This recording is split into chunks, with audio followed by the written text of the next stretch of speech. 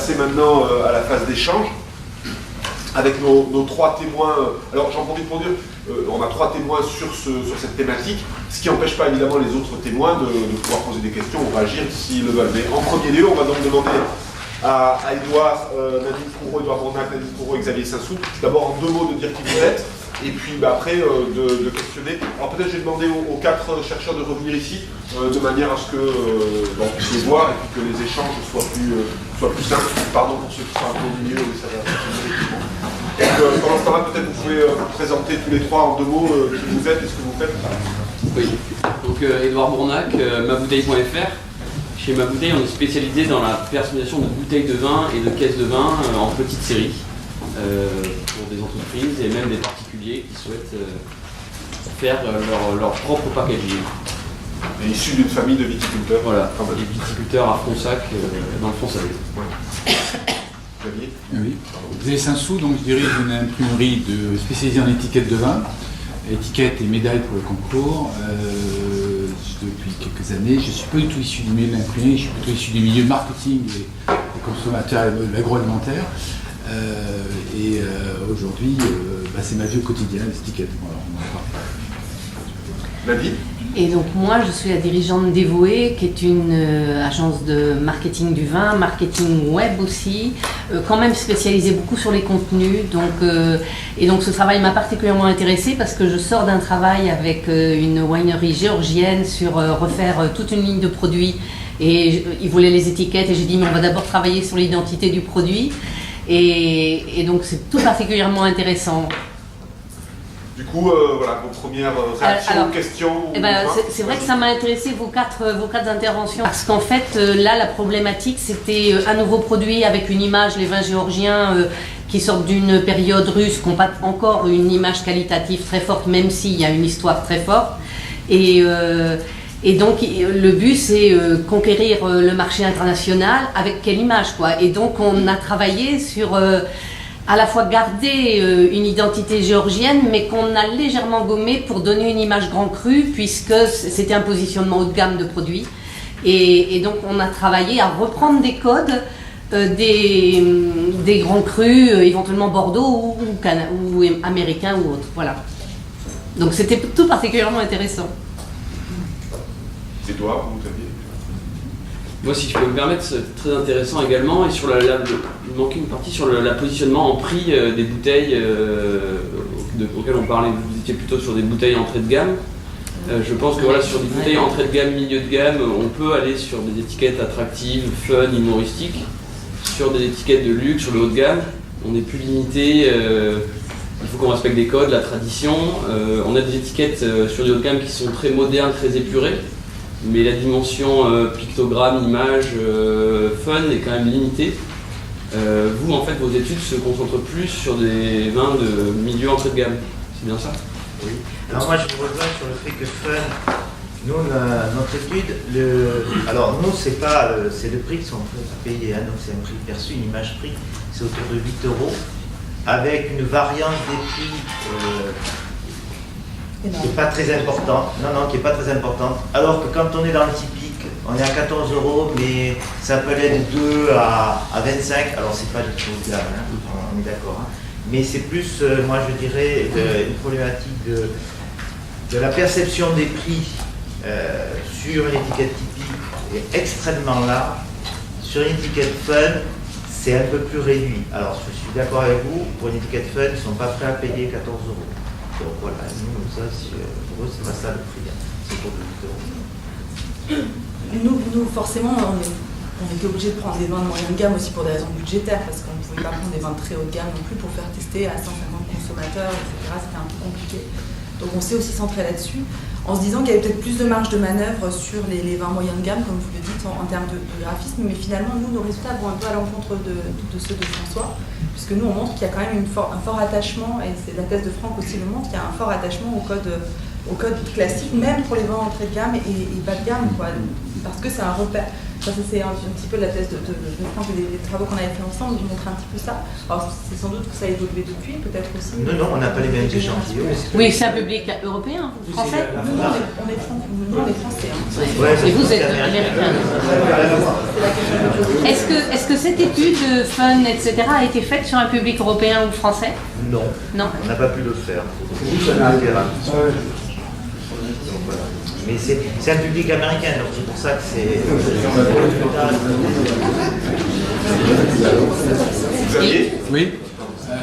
Merci pour vos études. Oui, moi j'ai trouvé très intéressant parce que c'est différentes clés d'entrée par rapport à ça. Quelques remarques par rapport à sur l'aspect génération. Moi je suis là, vous voyez les générations de consommateurs. Moi je vis des générations de producteurs. Donc ça veut dire qu'il y a un lien qui est intéressant aussi, c'est que le grand déphasage qui peut se produire, c'est d'avoir un producteur vieillissant qui veut avoir des consommateurs jeunes.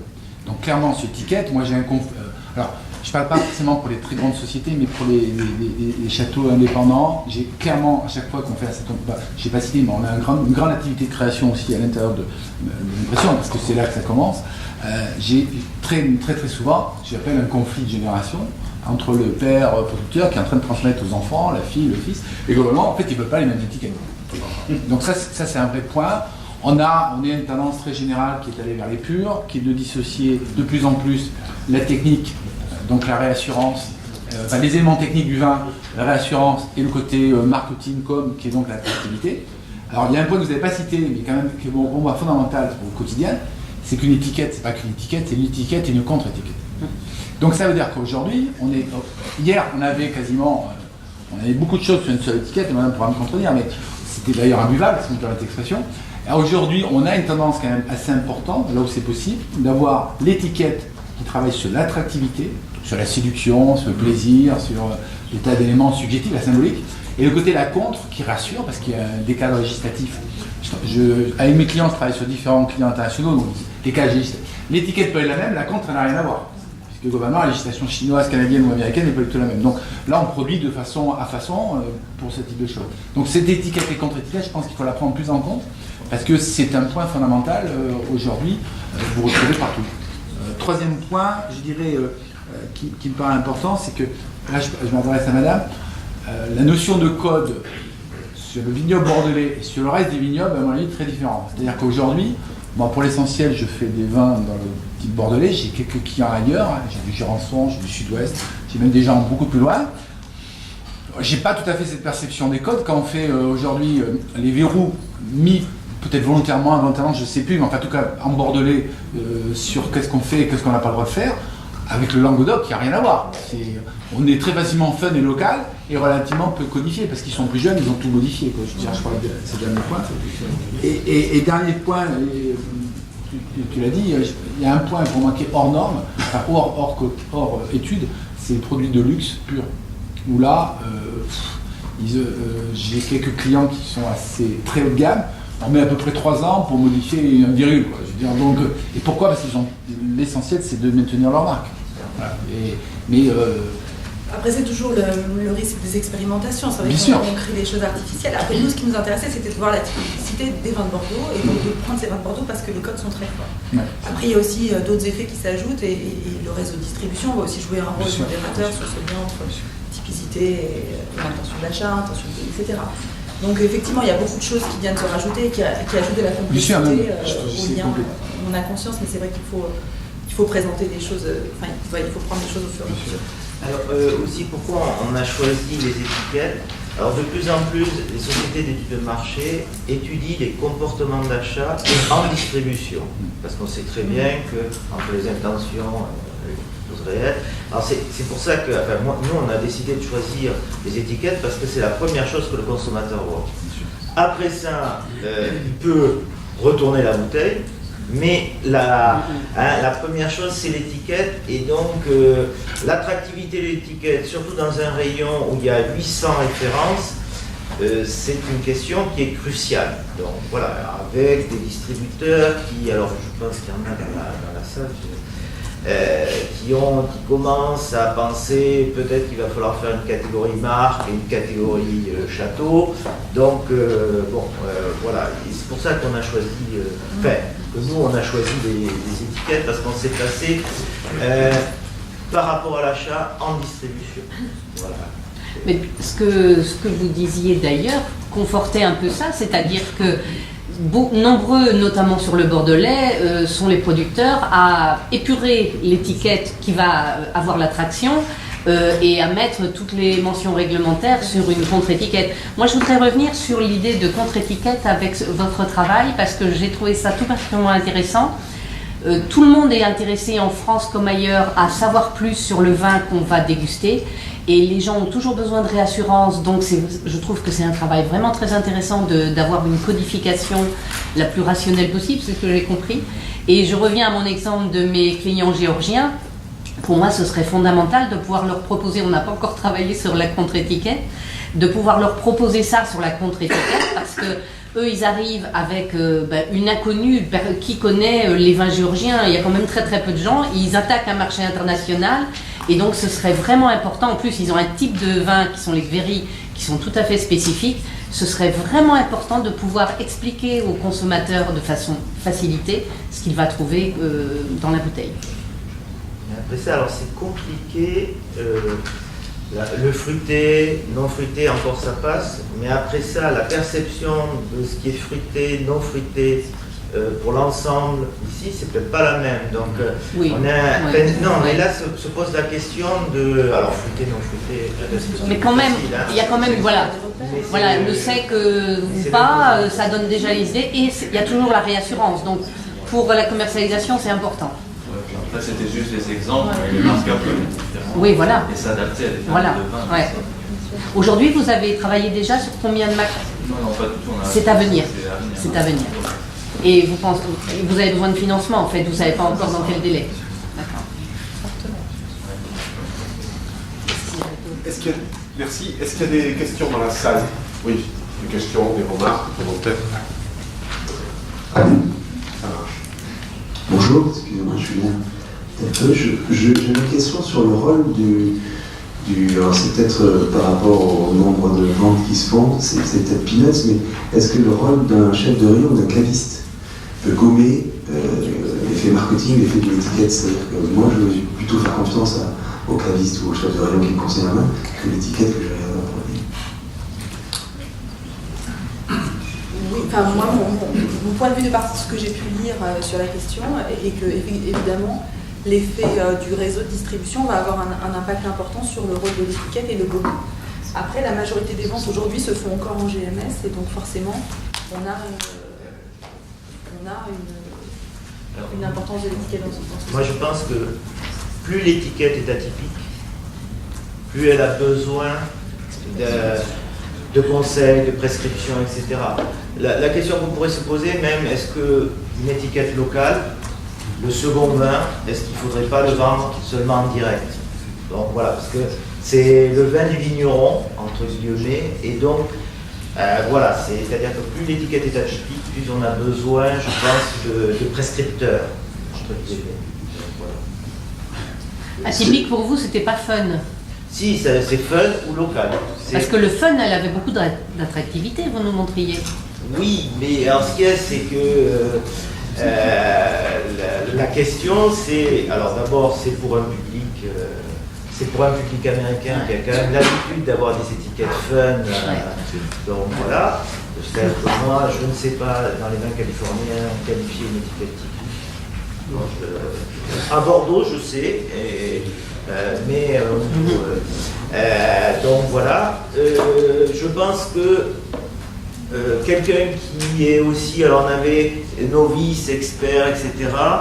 Je pense que des gens novices, aussi, enfin plutôt novices, auront tendance à aller vers les cavistes pour acheter, à conseiller, même. Peut-être un effet génération aussi. On va aller se faire conseiller ou acheter sur Internet. Alors, je suis resté en fait au stade des représentations et les modèles de représentation véhiculés. Voilà.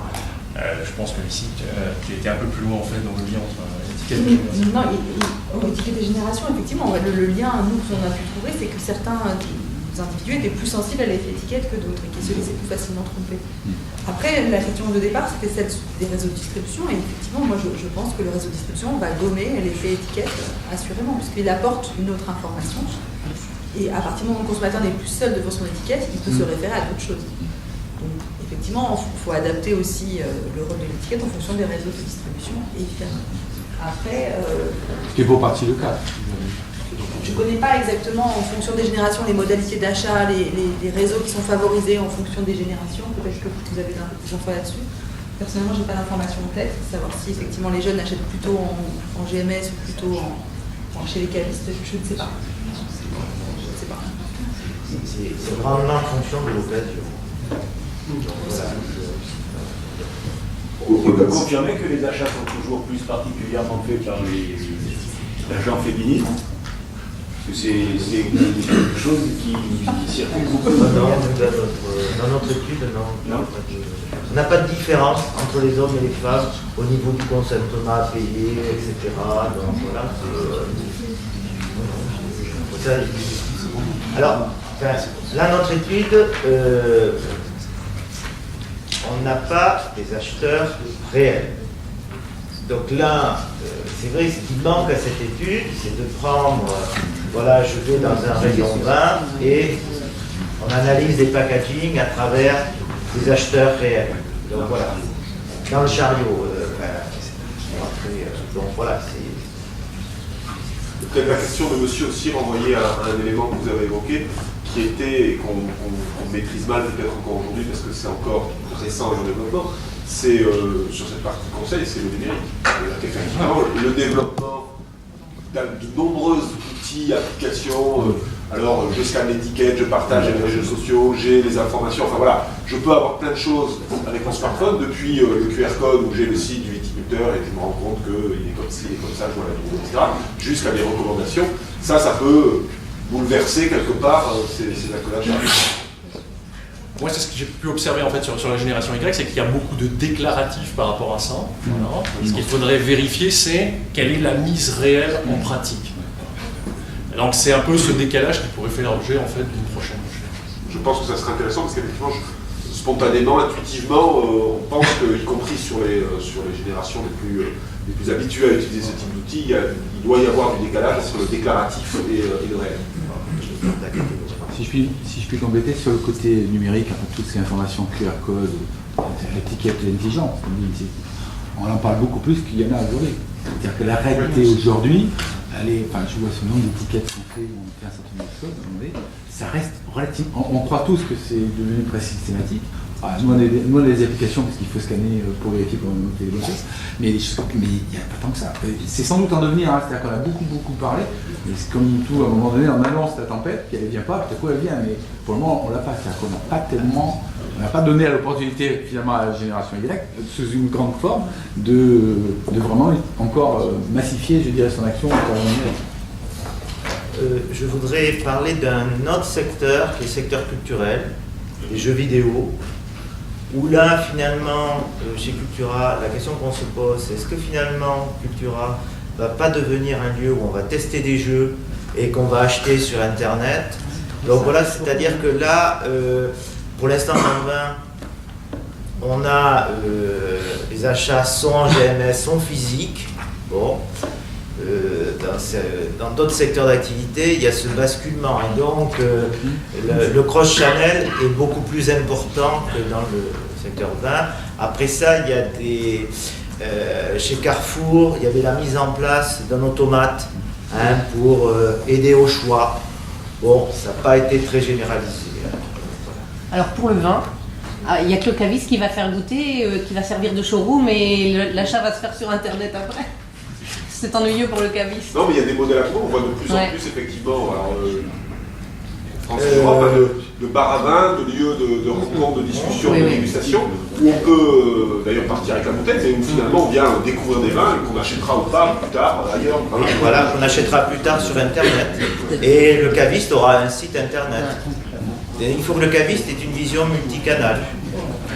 Il y a quand même eu, il lié au numérique, il y a aussi eu ce développement humain. Les cavistes, quand même, ça marche souvent, on en a pas mal. Et les bars à vin. Oui, mais ils font des animations, ils font des événements. Oui. Ils sont dans le relationnel. Il y avait des questions là. Madame. J'ai pas bien compris votre référence aux jeux vidéo tout à l'heure. Non, parce que c'est un secteur où au départ on achetait des consoles de jeux. Oui, mais pas les consoles de jeux, les jeux physiques. Maintenant, on peut les télécharger sur Internet, les versions. C'est pour dire que les magasins servent de showroom, quoi. Donc, finalement, le modèle, il change. Alors, voilà. Et donc, c'est pour ça que dans certains secteurs d'activité, on a une prochaine Bonjour, Marie-Caroline Rosier, viticultrice. Je voulais revenir sur le côté de l'étiquette fun. Vous dites que c'est à la fois attractif et plus facile à décoder. Et alors là, je ne comprends pas en quoi c'est plus facile à décoder pour le consommateur, parce que finalement, vous ne dites pas en quoi c'est facile à décoder. Alors finalement, le château, dans les autres études, vous dites que le château, les gens identifient tout de suite le vin de Bordeaux, alors que dès que ça devient fun, ils ne replacent pas le vin dans l'appellation. Alors, fun ne veut pas dire qu'on ne dit pas que c'est Bordeaux. Hein. Non. Donc voilà, c'est... Oui, mais vous dites que c'est plus facile à décoder, donc qu'est-ce qu'il décode? Qu'est-ce qu'il décode? C'est-à-dire que là, quand il voit un bouton, il va penser que c'est un vin plus naturel, etc. Il va avoir d'autres associations que les associations typiques, le terroir, etc. Et là, les jeunes générations, le terroir, ça marche pas, si j'ai bien compris. Et donc, il faut trouver d'autres associations que le terroir pour que la personne achète. Alors, pourquoi pas Yellowtail, c'est un kangourou. Donc voilà, alors c'est d'autres associations. Et puis ce qu'il y a, c'est que les gens cherchent à se différencier aussi, en montrant la bouteille, etc. Ça peut être ça aussi. Alors moi, j'ai pas de... s'ils arrivent plus facilement à décoder aussi, c'est parce qu'il y a moins d'informations. Oui, on est plus dans l'univers du consommateur, même si on montre moins le vin, ni par le château, ni rien, on est plus dans l'univers du consommateur. Voilà. Donc ça lui vient plus facilement. Oui. Alors, moi, pour l'expérience, parce que j'ai les deux, j'ai l'étiquette classique et j'ai une étiquette qui n'est pas du tout classique. Vous la vendez comment, l'étiquette non classique, s'il vous plaît? En fait, j'ai commencé sur les frais, les rosés, les blancs, parce que j'ai une image quand même traditionnelle à Bordeaux, donc c'était difficile de changer la gamme tout de suite. Sur les blancs et les rosés, les consommateurs avec lesquels j'ai l'habitude de travailler, moi c'est majoritairement des... c'est pas les cavistes, c'est des particuliers. Donc c'est vente directe. Vente directe, voilà, merci. Ils ont apprécié, mais ils m'ont dit, faites pas ça sur les rouges. Alors que si je vais chez le réseau caviste, ils sont contents de voir même sur les rouges, mais ils ne vont pas la prendre. Parce que je suis en Bordeaux et c'est pas dans les codes. C'est le problème du risque. Le problème de la prise de risque, c'est pas seulement les consommateurs. Mais là, ce que vous me dites... Parce que à Bordeaux, ça se fait pas. Oui, mais ce que vous me dites, c'est que vous vendez des étiquettes fun à travers un circuit direct. Oui. Donc c'est vous qui allez parler du vin. Donc voilà. Et la question qu'on pourrait se poser, c'est... alors après ça, les cavistes, on va dépendre des cavistes, je pense que c'est assez... et puis vendre du vin de Bordeaux à Bordeaux, c'est différent que vendre du vin de Bordeaux à Paris ou à Rennes. Je fais je ne suis pas qu'à Bordeaux. À Paris, ils sont beaucoup plus ouverts au côté de Ah oui. que dans, par exemple, vous allez à Gap. Ah oui, non, mais ça on est d'accord. Oui, non, mais ça c'est... Après ça, la consommation des vins est assez... quand je dis caviste à Bordeaux, c'est difficile de vendre un rouge fun à Bordeaux. Donc voilà, c'est très régional. Je pense aussi, c'est la réponse aussi que je le montre, c'est qu'il serait intéressant d'avoir ce même type d'études auprès des distributeurs et prescripteurs, puisque évidemment, on fait une partie, que ce soit à Bordeaux ou ailleurs, on vend une partie en vente directe, mais on vend aussi une grande partie à des intermédiaires. qui eux ont certainement une manière d'apprécier l'école, d'imaginer leurs consommateurs différents de la vente directe. C'est-à-dire que voilà, comment les acheteurs GD mondiaux français apprécient l'étiquette FUN, comment les cavistes apprécient l'étiquette FUN par rapport à l'étiquette classique. Donc je pense que voilà, effectivement, la prise de risque certainement pour un acheteur GD n'est pas la même que pour un caviste pas nature à Paris. Bien, écoutez, si, une dernière question. Oui, non, sans micro, Brigitte Bourgeat, Vénérité. Voilà. Quand on dit que le terroir, ça ne marche plus, il faudrait peut-être se poser aussi la question de savoir ce qu'on en a fait de ce mot terroir. On l'a complètement galvaudé. Il y a des gens qui n'ont jamais tant parlé du terroir que ceux qui le font taire. C'est-à-dire, enfin, ils le font, soi-disant, ils se gargarisent de ça, mais qu'est-ce qu'ils font pour l'exprimer? Bon, une chose, juste, pardon, mais dans un témoignage, quand je suis devant une étiquette FUN, évidemment, je vais être attiré. Évidemment, surtout s'il y a de l'humour et tout ça. Et c'est pas parce que je serai attiré que je vais pas me dire deux choses. À l'intérieur, j'ai peut-être un viticulteur, s'il a choisi, s'il a pris cette option FUN, je vais peut-être avoir un viticulteur qui aura été un peu moderne dans sa manière de travailler, sa vigne, voilà. Donc ça peut m'évoquer aussi bien du nature que... Et deuxième réaction, au moment de la payer, vous avez dit que, si j'ai bien compris votre étude, qu'on aurait tendance à payer un peu plus cher ces bouteilles, moi je me dirais, mais attends, deuxième réaction, deuxième décodage si vous voulez, je me dirais ok, mais dans quelle mesure on n'est pas en train de m'enfumer là, avec l'étiquette? C'est-à-dire qu'on est quand même sur un produit qui est précieux, je dirais à l'intérieur, si on cherche quelque chose qui est un petit peu valorisé, voilà, on est quand même sur de l'organoleptique subtile. Et je me dis, on est peut-être en train, avec cette étiquette, de me cacher quelque chose. Est-ce que je veux dire, c'est-à-dire un pur produit marketing. Voilà. Alors, est-ce que c'est ma question? Est-ce que c'est un comportement qui me serait propre à ma spécificité, à mon âge, ou est-ce que ça pourrait être décliné dans d'autres segments? Je vais laisser parler mes collègues sur l'aspect générationnel. Alors, un point important en fait sur l'aspect générationnel, c'est que quand on a composé l'échantillon, on a regardé en fait les données statistiques et les données France Agrimaire, et que comparativement dans la génération Y, donc la jeune génération, vous avez moins de consommateurs réguliers que dans la génération de Baby Boom, plus de consommateurs occasionnels et plus de non-consommateurs. Donc quand on interprète la génération Y comme un tout, il y a aussi une part assez importante de non-consommateurs qui soient relatifs en fait ou absolus. C'est le premier point. Le deuxième point, c'est pas qu'ils sont contre le terroir, c'est qu'en fait, les dimensions du capital identitaire et terroir, il y a une moindre adhésion. Et dans le déclaratif, c'est pour ça que moi je n'ai pas fait de lien direct en montrant des étiquettes et tout, dans le déclaratif, il y a une volonté de refus de la sophistication, de simplicité, d'accessibilité, etc. etc. Donc, il y a d'autres recherches actuelles ou futures, devraient montrer le lien entre ce modèle de représentation affirmé en déclaratif, de la génération Y qui comprend une part importante de non-consommateurs et le consommateur très occasionnel, est-ce qu'il y a un lien entre eux, choix d'une étiquette? Je dis ça pour nuancer en fait le cours. Bien. Pardon. Pour terminer, peut-être que là les Américains, c'est l'origine, hein. C'est pas le terroir. C'est-à-dire qu'ils ont une vision à 2 dimensions, le terroir, on a une vision à 3 dimensions, avec le sol. Alors, c'est aussi ça qu'il faut prendre en compte, et je pense que les jeunes générations, on est plutôt sur un aspect origine, c'est-à-dire qu'il faudra mettre Bordeaux. Hein. Mais je ne sais pas si appellation, ça, pour les générations Y, donc l'origine reste importante. Donc voilà. Et c'est vrai surtout pour le goût.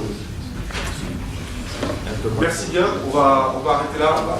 Je suis désolé, mais sinon, on pourra revenir, il y aura à la pause, vous pouvez poser vos questions aux intervenants. Merci à vous.